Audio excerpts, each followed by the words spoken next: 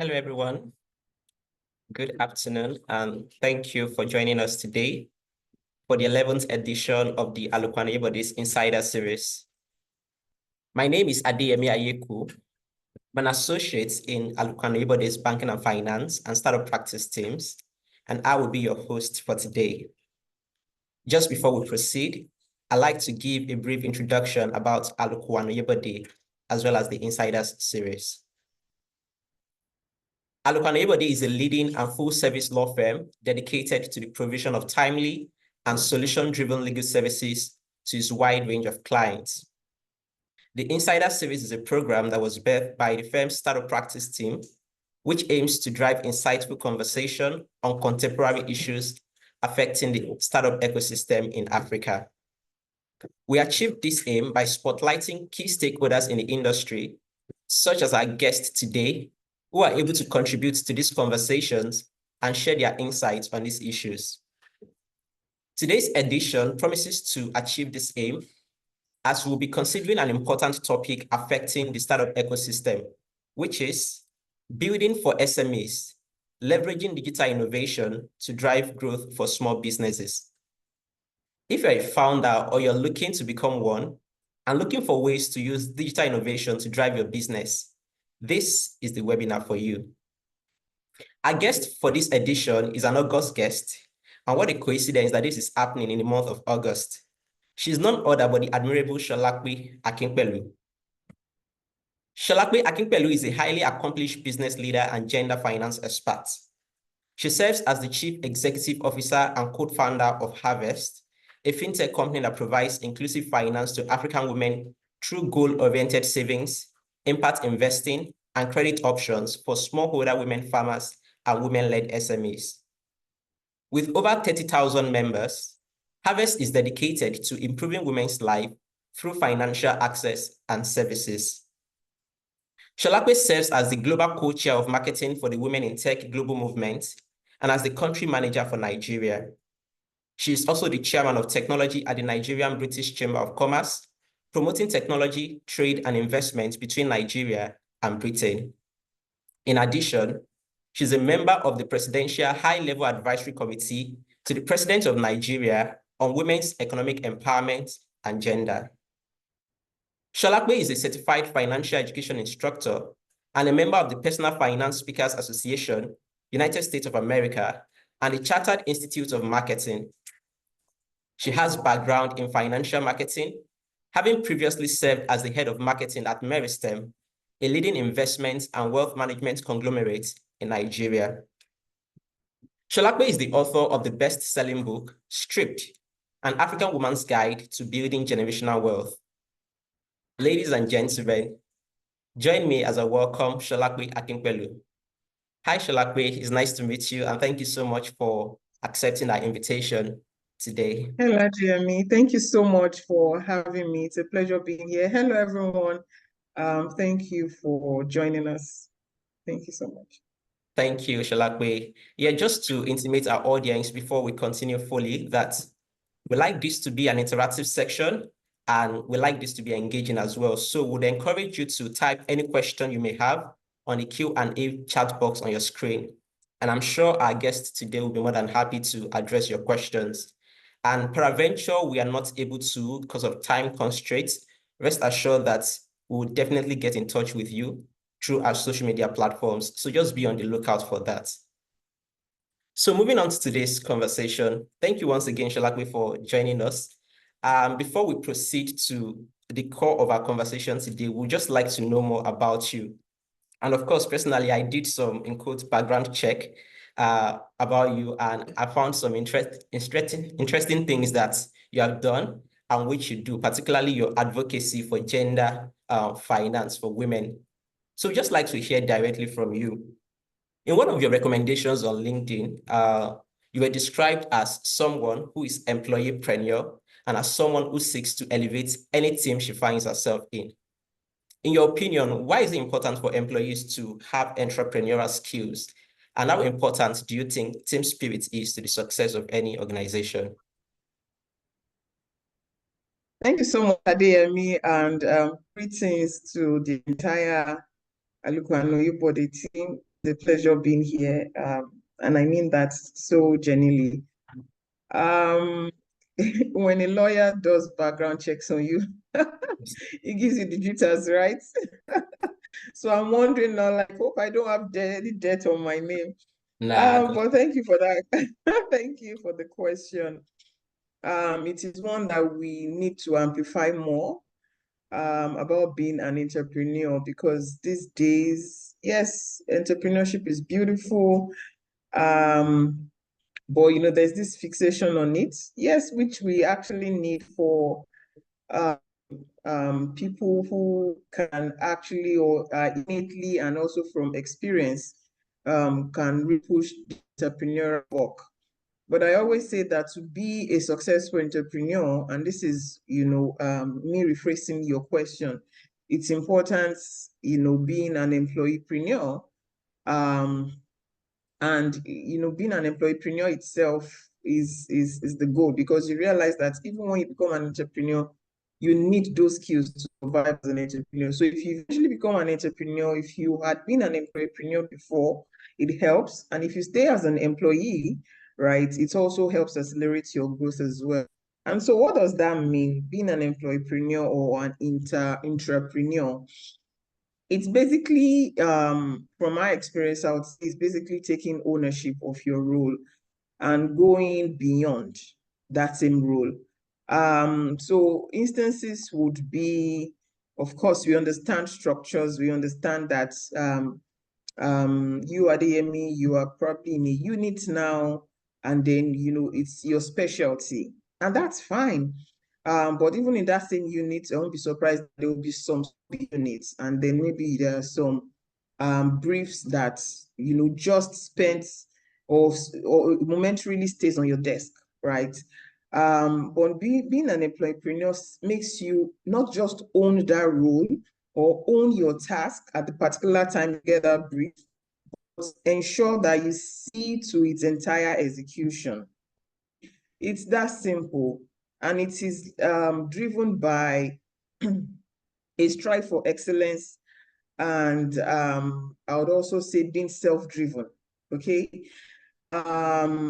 If you have that strive for excellence and being very self-driven, and I would also say empathy counts as well, because you know that whatever it is, yes, it's a piece of paper, but there's someone at the end, of it who needs this service, who has probably paid for this service, and we need to delight that person. So if you're self-driven, it would help you, that's why you would ask your other colleague, oh, that brief that was passed to you the other day, how did it go? So I'm just trying to situate examples and really break it down into, day-to-day examples that we can relate with. And you realize that once you have that skill, it separates you from the rest, and it also accelerates your individual goals and ultimately the organizational goals as well. And so we need more businesses, particularly small SME businesses rather, to be like that, because with big businesses, the truth is that they can get away with some things at sometimes. But as a budding business or, a small or medium enterprise, you really cannot get away with a lot. So we really need more employees that have the entrepreneur skills, and most importantly, that are being led by someone that understands the importance of that skill and ensure that it gets drilled down into the system. I hope I've been able to explain that in some way that's understandable. Yes, thank you so much. That's very, very clear. And I like the choice of word that you used about taking ownership, which is something that as much as possible, I try to abide by and also tell my colleagues as well. So yes, thank you so much for that. And that is very, very clear. So just like we can see in your background, HerVest, and like I mentioned earlier as well, when reading your bio, that you are the co-founder of HerVest. Could you tell us like a bit more about HerVest, and at what point did you conceive the idea, and how have you been able to, from the point of conception, like drive it to what it is today? Okay, briefly, HerVest is an inclusive, finance for women. And our vision is to make finance affordable and accessible for, all types of women, particularly of African descent, regardless of creed, age, income level, education, and custom that limits them from accessing financial services. As at today, HerVest, serves over 50,000 women, giving them greater and easier access to financial services as savings, credit, impact investments, and most importantly, financial literacy, because without enough or adequate financial literacy, abuse of access, would likely happen, right? So what led to HerVest? HerVest kicked off officially around 2021, but the idea started budding as far back as 2015, right? So it took, about 5 to 6 years before it came to life. And what happened, the insight that led to that action was my experience as a financial marketer, both from the agency side, as we call it in advertising, and then the client side.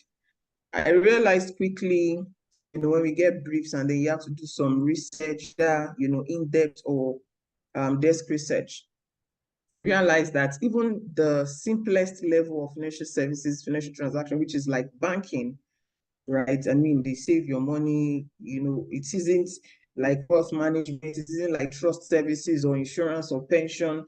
That's not a lot of people who actually do banking would do. So that's why I say banking is base level. So when you look at the numbers, you have more women and more men, forgive me, consuming those services, making the most of it, than women. It was recurring. It still is, right? And that is what HerVest is solving in the market today. So the numbers were there. And aside from data, like one of my favorite researchers would say, Brené Brown, says storytelling is data with a soul. So most of the time when you have data, you have the story, you are living out the story, or you are seeing the story, or you are an audience to that story. In the market, so we're talking about the real market, or in reality, a lot of women did not have adequate financial literacy. There was income inequality. And when it comes to commerce, the one that's most interesting, when it comes to commerce, when it comes to trade, you see, look at our markets, it's filled with women, and they are turning over quite a lot in those markets. Look at agriculture, for instance, has over 75% of women in the rural labor population. But when you look at the contribution of that 75%, that sounds huge, to what the 25% of men do, there's a difference. Because theirs, for instance, is just, subsistence farming and all of that. So a lot of that whole number, or that huge number that you have in the markets, that you have in agriculture, that you have all of those, because of inadequate financial literacy, because of, access to capital or access to finance, as we call it, something was breaking. The women couldn't make more of what they had, even though they were breaking sweat. They were not, in finance, you use money to make money. And it's mostly led by information, it's mostly led by access. They didn't have, right? In formal in formal services, income inequality is still a thing. And it is fueled by what I would say that stems even from inequality in education. If you look at, and I'm saying this because most of these issues, they are layered and you have a lot to peel, but I'm trying not to do so much, but again, just say what the challenges are and what we're trying to solve. So there were just so many issues, and it was evident that we need to address these issues from a gender lens, from a hyper-focused lens, to say, you know what, we're going to focus on this women economy because women are bankable. In terms of credits, the statistics have it. They do better with credit. In terms of giving back to their homes, their immediate community, or the larger society, whatever a woman earns, begs, borrows, whatever it is, averagely about 90% of it goes back into their homes. So it doesn't hurt if we put more women, if we put more money, forgive me, in the hands of these women. And that's why we say that what we are solving for is not just a gender conversation, it's not just a gender issue, it's an economic imperative. Because at the end of the day, it helps the homes, which is like the smallest unit of the society.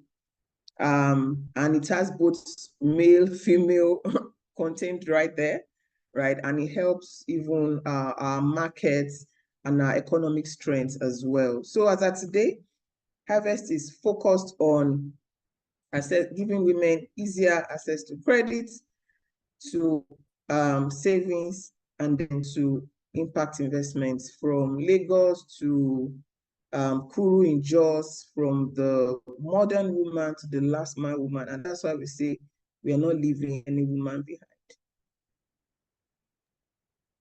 Wow, that's very amazing. And kudos to you and your team for the good work that you're doing at HerVest. I think something that stood out for me when you were speaking was when you said that you need money to make more money. And to get money, sometimes you need information. So something just struck me. I remember this guy's quote, Laye Wasabi, when he said, info of info, which translates that you need information to fly, so to say. Yes, thank you so much for that.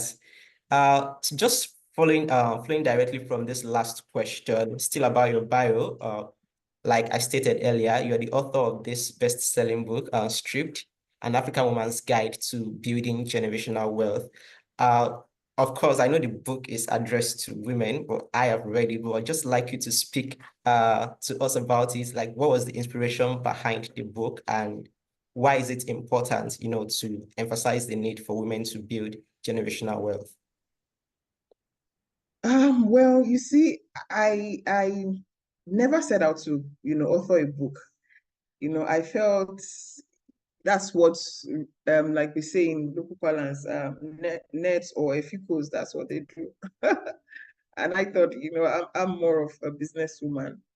But because I'm big on advocacy, and then, when I go for events, or when I'm just even speaking in my small corner about the challenges, the systemic challenges, the deliberate ones, the ones rooted in custom, tradition, religion, and so many against the African woman that holds them back. Because I've seen it on the fields, and I've seen it in the cities, no matter how veiled they are. When I go on and then I use data to back it, that is evidence data. For instance, female-led startups, globally gets less than 2% of VC funding. Why? So when I have those conversations, and then it goes back to the fact that a lot of women do not have funds. That's the reality. Forget the red lipstick. Forget the makeup. We all look, but a lot of women do not have funds, really. So when I go on and lean in heavily on the advocacy part, We have people who then, at a point, it got worrisome because I'd have those conversations and then people would just go sober. Women will sigh, you know that, they can really relate and all of that. And then you have questions like, okay, Solape, thank you.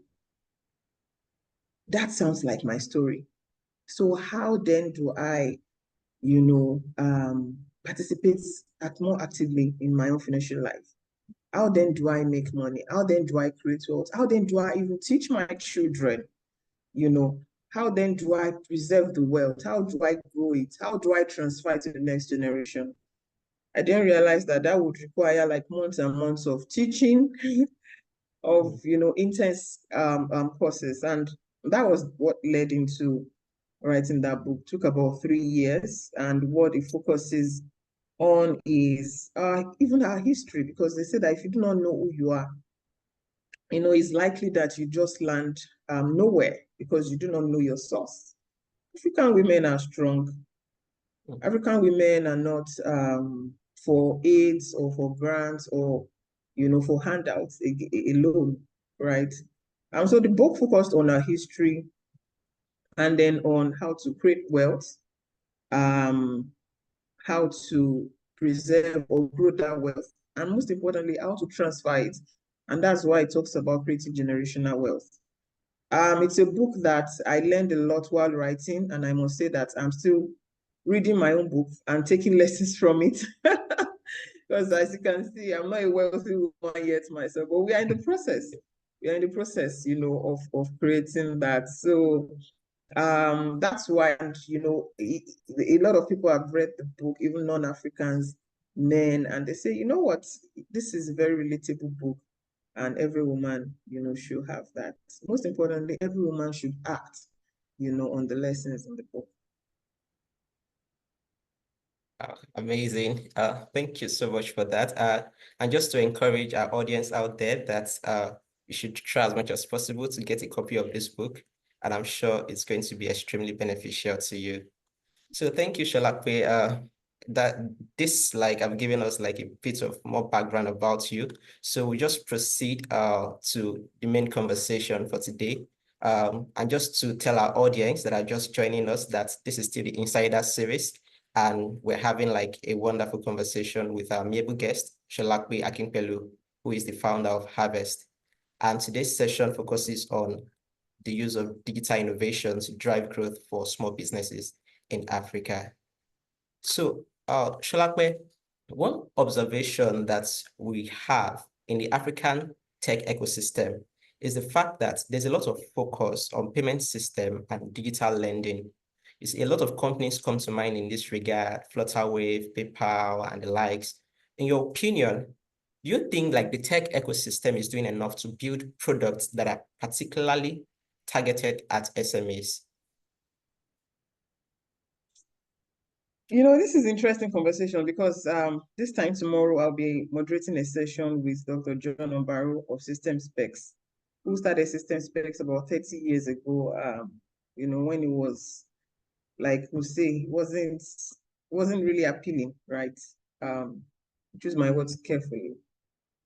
So you see, payment itself solves a crucial problem for SMEs, if we'll be honest, right?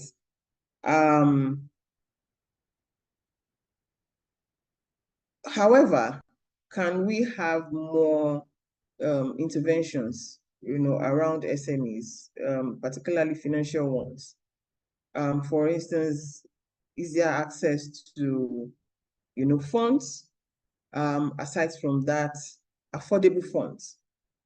Because if you ask, 10, 20, 30 SMEs, access to finance is almost, like the biggest issue, followed by talents. So I'm just choosing this randomly. And probably followed by, skill gaps identified between maybe the business leaders and then the team, and then something like the ability to scale, right? Because I always say SMEs, they are the backbone of the economy. However, SMEs cannot afford to stay as SMEs forever. well, my personal belief. So many global organizations out there today, they started in their garages, in their living rooms, in rural areas. In Drive the other day when I heard about them, where they started from, you realize that they probably started as an SME, but then they leveraged so much on tech, which helped them, on technology, which helps them scale. So payment solves the crucial, problem for SMEs, because you've got to be paid, particularly when we look at SMEs that rely so much on physical goods, buy and sell, and not just services alone. However, I know of some startups or some technology-driven firms that are solving challenges like talent management, just to mention organizations like Bento, and some different payroll HR startups or products like that we have in the market. But most importantly, I believe that the government has a role to play. We have the development bank, for instance, we have Bank of Industry, and we need to see them lean in more and more effectively into breaking that finance barrier, which again, is about the most about the biggest challenge when it comes to scaling for SMEs. Right. Thank you so much. I love the emphasis on the fact that the crucial or the most important thing that SMEs need is funding, and of course, the drive for governments and all other stakeholders to participate in this. Just taking up on this. Yes, just taking it up from here, just curious in terms of what's like, organizations like HerVest and so many organizations that are out there, SMEs driven, like to get the government to be more engaged in this regard, like what actions do you think they can take, to more or less like bring the government's attention to this most crucial need and the step plans for these organizations just to, create that leverage for them? Well, I'll say advocacy backed by actions, right? In some cases, we have these conversations and then we leave it there. And what you realize is there's a gap, there's a huge divide between the people who need and then the people who are meant to fill that gap. For instance, recently we started a conversation with Development Bank of Nigeria, and we realized that, they are interested in organizations like ours. But if we had just leaned back and felt like, oh, they are not doing anything for us, and we don't take that first step without, thinking that you probably need an introduction, or you probably need to just go ahead and make sure that you're building solid too, because most of the time, that is where the challenges are when they are ready to take your case on and they look at the books or they look at the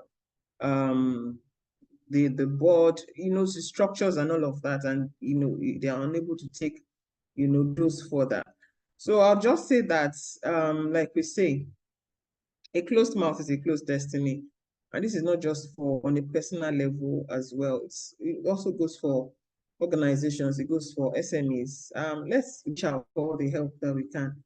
It's also important that we have communities so that our voices can be heard, as one, and we can represent our cases better. And there are so many business communities out there today, some that I belong to, some that I see, and then I respect what they are doing.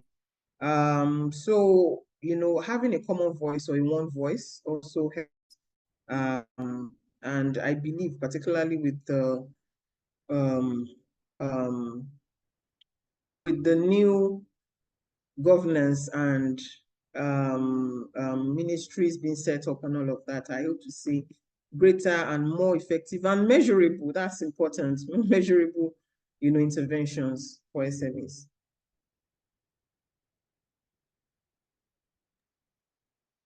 I love like the last thing you said about it being measurable, because that's only how we can determine the impact of all these activities. And I also love your first choice of words, actionable impact and all.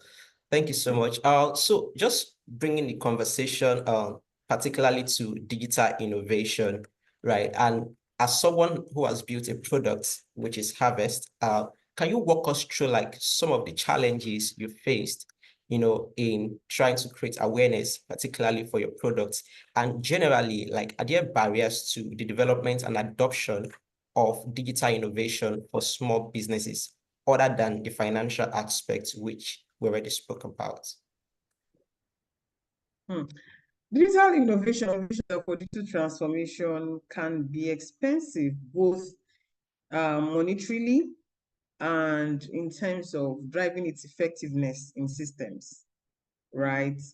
Note that most of the time you're dealing with adults who have, formed habits, who have formed structure, or where I work, everything has to be on an A4 paper.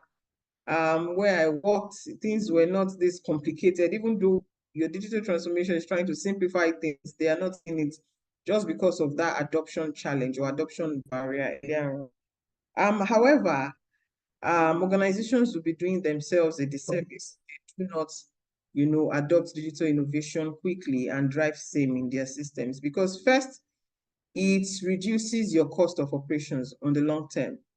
So I'll give you an instance. Before now, if an organization, SME, big firm, is going to have a customer service or customer experience or customer success unit, as we say today, you have like 2 floors filled with humans.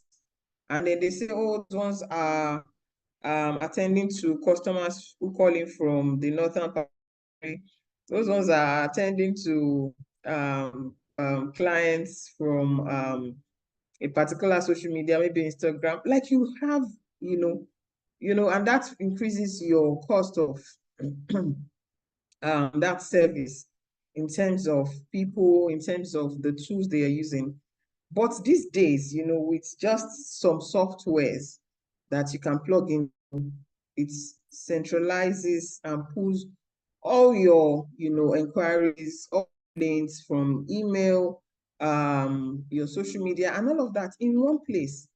And you'll be shocked that maybe what a team of 30, or you need a team of about 30 people to do, you have less than maybe 5 people doing that effectively and efficiently, reducing your costs and also driving, effectiveness.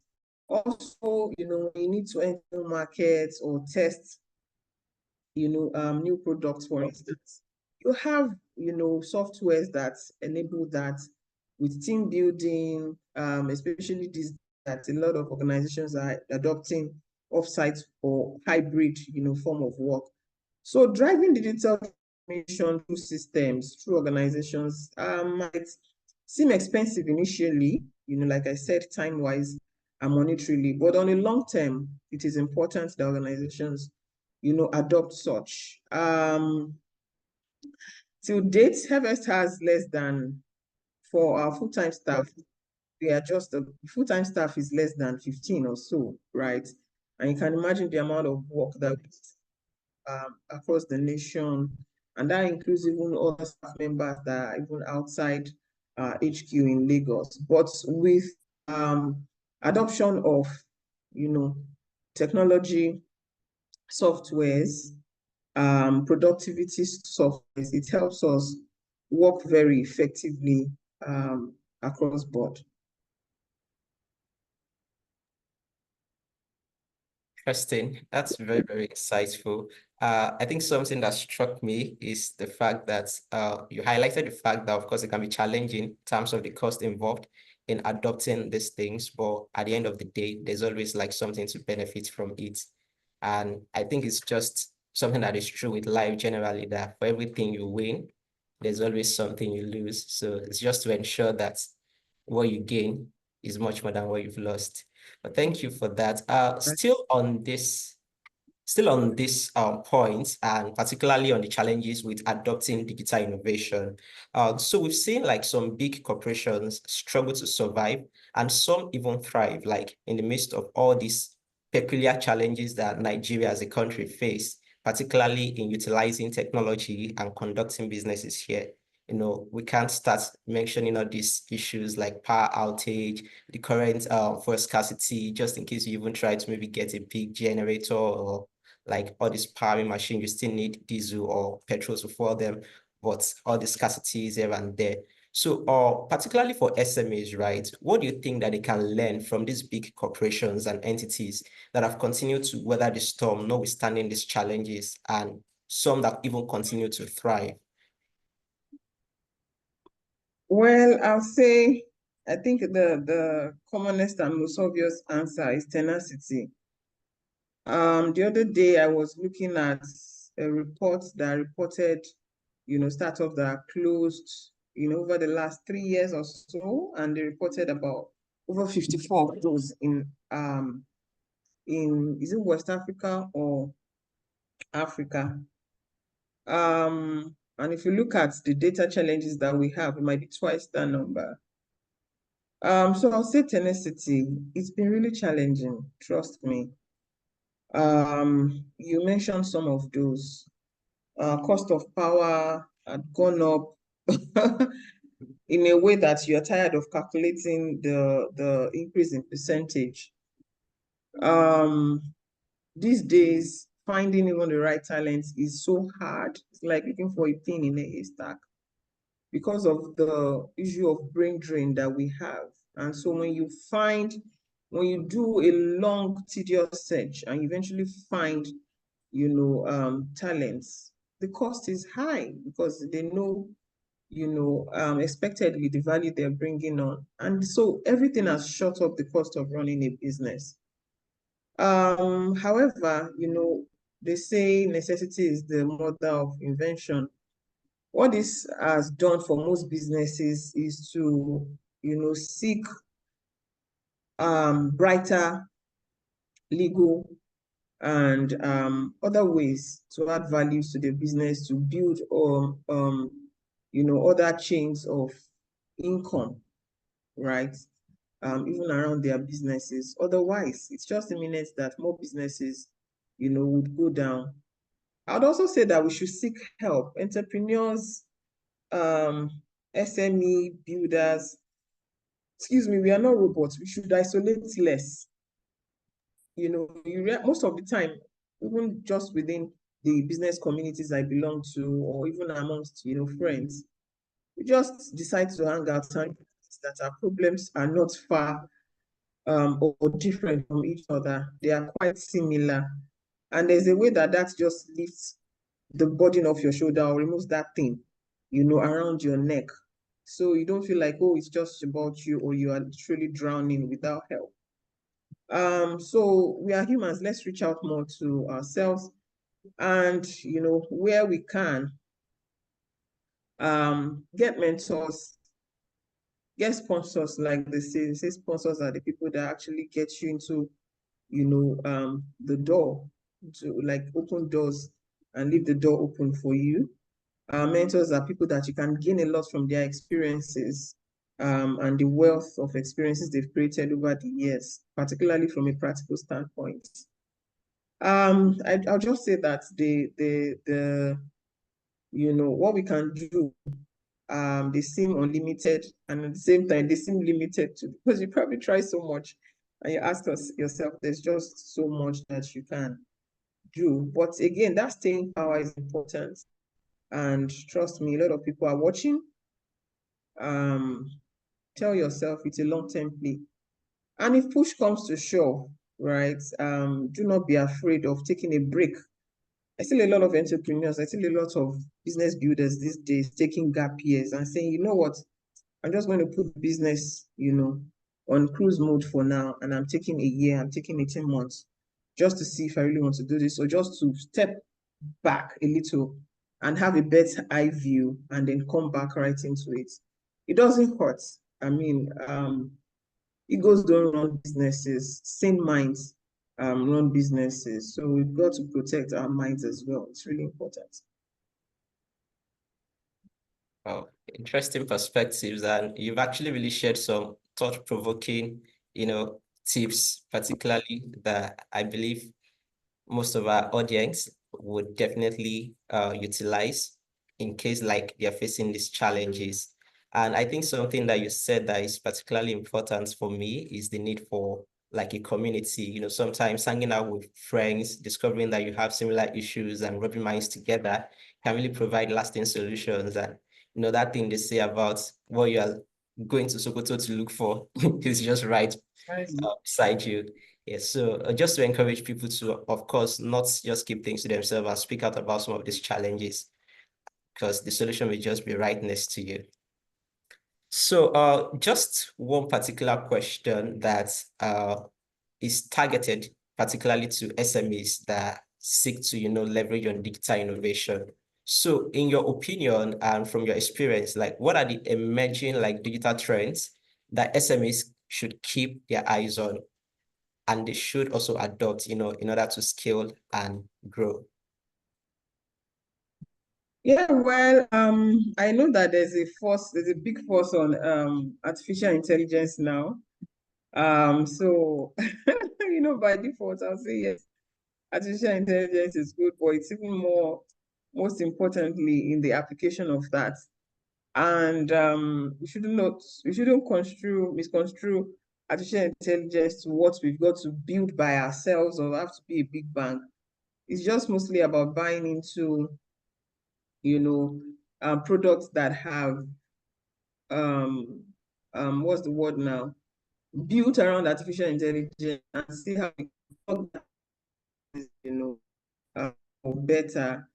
Another one I would say would be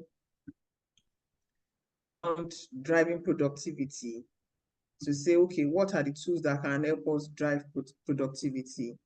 We have tools like, I think I mentioned those ones before, like Intercom, like Help Scout, that can, because they, especially for products or SMEs or institutions that serve large number of people. And so I say this because we are in a service, business, and the delight of our people is all that we need, right? As at today, with over 50,000 downloads of, the HerVest app, we have a rating of about 4, right? For a financial service business, all organically, gotten. I'm constantly monitoring that. Everyone knows that is a very key touch point for me. And that's why most of the time we are constantly seeing how we like the client, like customer, regardless that, okay, we operate at the retail end of things. We believe that these are the same people that will still go on and become the mass affluent and of course the HNIs as we categorize in financial services. So you want to focus on tools that helps you achieve that simply, like Intercom, like Help Scout, Firebase that helps you, capture data, see what people need more of. That drives your productivity essentially. Yeah, so I'll just say, those few tools are some of the ones that we use particularly and that have worked effectively, for us. Most of the time, some of them might come or appear expensive. If you do some further research, you realize that there are alternatives in the market that might be lesser expensive. So you can start from those as well.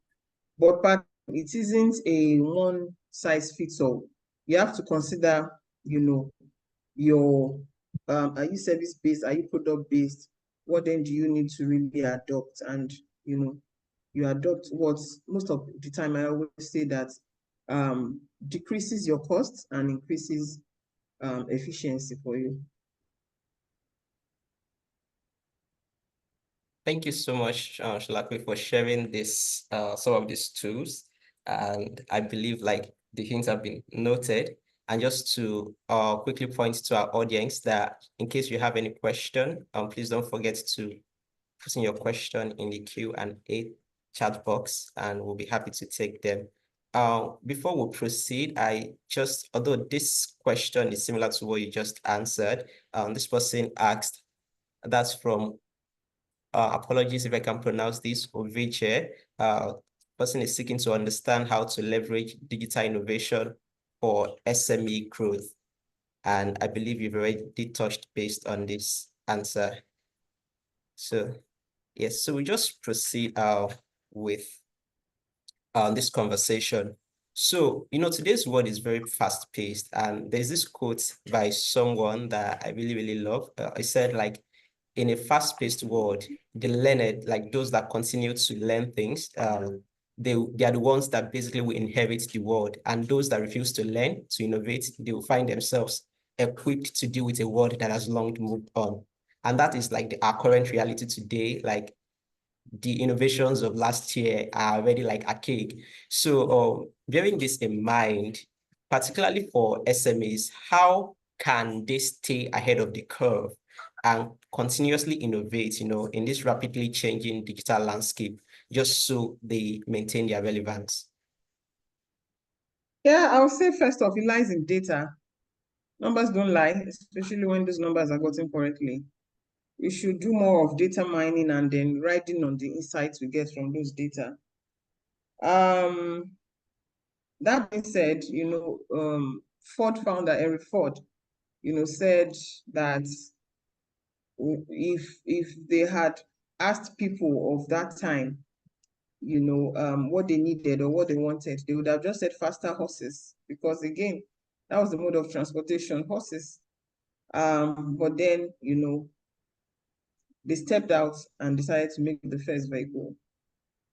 So there are times that you always have to also break out of the fold, right? To anticipate people's needs, to anticipate, your audience's needs. And that's why it's so important to understand your audience and understand the market that you operate as well. You cannot overstate or overemphasize, on that. So I would say that lies again in data mining, being innovative, building an innovative team, and driving that culture of innovation across your entire system. It is really important. From the person who opens the door to the person who serves the coffee, keep them on their toes. Let them keep thinking, how can I serve the coffee better? How can I, let everybody keep thinking, and you'll be surprised. We have office assistants who has, I think, highest certification is GCSE, and then, you see her contributing to say, oh, I think we can do this way. I think we can do that. When we listen, and most of the time, right, they are applicable. So we have to drive that culture of innovation. It is really important. It's the only way you can stay ahead. If you look at the, financial institutions, if you look at the phone brands that are ahead today, it is because they leaned heavily into innovation. So we cannot take it, out of our systems if we really want to be successful in the marketplace. I completely agree with everything you've said. And like the last point you made boils down to, I think, one of the recommendations that I earlier mentioned that people have said about you being employeepreneur. And of course, what you just said now just leads more credence to that. And to be honest, I think with this age and time, it's very important for people, even employees, to, be innovative and have that entrepreneurial skills in them. Because like you said, it's a world that is affecting everybody. So employer, employee, nobody is left out. So it's important that all hands are on deck. Yes, so thank you for this. So we have one question on the Q&A box, which I want to. So Globe is asking what are some common challenges SMEs face when it comes to adopting digital innovation, and how can they overcome them? I think you've also touched base on this, but perhaps maybe just a little more emphasis would be helpful. Thank you. Well, Glory, that's an important question. But I think it's like, aside from what I said before, because, let's take it from the SME, angle. most of the time it's just it's fear. Adopting digital innovation or digital transformation is rooted in fear. Oh, digital innovation should be a nice to have. We are too small for that. It is a fancy thing, you know. So, but if you realize that adopting it helps you drive efficiency and even reduces your cost, you know that you are doing yourself a disservice if you do not adopt that. And so when the business leader have that conviction, it's then easier to, drill the same down, through organizations. I've heard questions like people would say, okay, I am an employee and I'm trying to drive digital transformation in the organization, but the business leaders are not buying it. That is another case that we often see. And what I tell them in such cases is, you know what, prove that case. At the end of the day, business people want to save money. Make most of these softwares, for instance, they have what we call the freemium model, where we can easily use it for free in the first few days, months or so. So make a case and then show them how you've been able to save money or drive efficiency. And you'll be surprised that the business leaders will buy into that, regardless of the size of the organization. Thank you so much. I'm sure Glory is well satisfied with that response, as well as every one of us. Thank you so much. And like this, your response still boils down to that first thing that they said about you being employeepreneur, because it would take an employee that truly wants to make a change to, go ahead to get the software, use the free trial period to, convince the management of the organization as to why they need to adopt it. So we have just one more question before we go, and it's basically to, more or less like a wrap-up question, particularly to young founders out there and people that are looking to, build. So what's your advice to them, particularly people looking to adopt and build digital innovation for their businesses? I think that would be Nike's slogan. Just do it. Like, what's holding you back? Just step into it, really, because if you realize what you're losing by not adopting digital innovation in your systems, you'd be the first person to jump on it. You want to, not even now, to drive efficiency, you want to reduce cost by all means. Like, we are constantly, swapping softwares, looking out for the best, looking at those that will allow us, be on a free version for like one year before we then move. We are constantly looking for all of those. I'd be surprised that within that you find a safe space and then you're able to drive more efficiency and scalability for your business. It is for digital transformation, is for everybody. And trust me, it is even best adopted when you are still, small or medium, because the bigger an organization becomes, the bigger it then is, to drive it across systems. But if it is ingrained in your DNA, it's easier for you, to get people who then join the organization to adopt digital transformation. So just do it. Just do it. Thank you so much for that. To would-be founders as well as current founders, perhaps you are still having a doubt in your mind as to whether you want to adopt digital innovation or not. Just know that that is the current reality in our world. You have no option but to just do it, like our guest speaker has said. So thank you so much, Solape. It's been a pleasure having you. So we just have one last thing that we want to do before we go for today, and that's what we call the hot seat questions. So you have a minute to give your response to these questions. Though it's something like chilling, and it's not like it's hot seat, but it's not hot seat. Yes. So first and foremost, would you rather be able to speak any language in the world or be able to travel across the world, and why? Oh, travel across the world and then use Google Translator. You see, I'd rather travel. I mean, I love traveling, particularly within Africa. If I was going to run a blog or a lifestyle blog would probably be about, seeing Africa. Africa is beautiful, and so I love traveling, seeing other cultures, But well, languages are important too. But again, with technology, right, you can even have a full conversation with someone else. So travel it is. Love it. Because technology, so to say, won't take you from here to the UK or wherever It you want. was, So yeah, it was. nice. Okay, so second, would you rather have a book written about you or a movie made about you, and why? Can I choose none? Interesting. You can actually, but Yeah. I'll choose none. I mean, I know why.